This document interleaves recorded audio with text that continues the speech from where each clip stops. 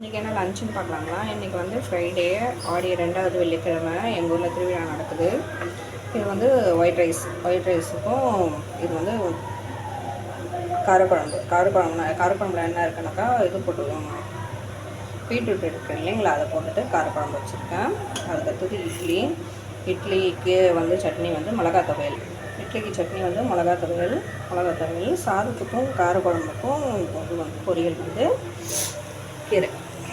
கீரை வந்து ரெடி ஆகிட்டோடனே உங்களுக்கு நான் வந்து சொல்கிறேன். ரெடி ஆகிடுச்சு, ஆல்மோஸ்ட் ரெடி ஆகிடுச்சு.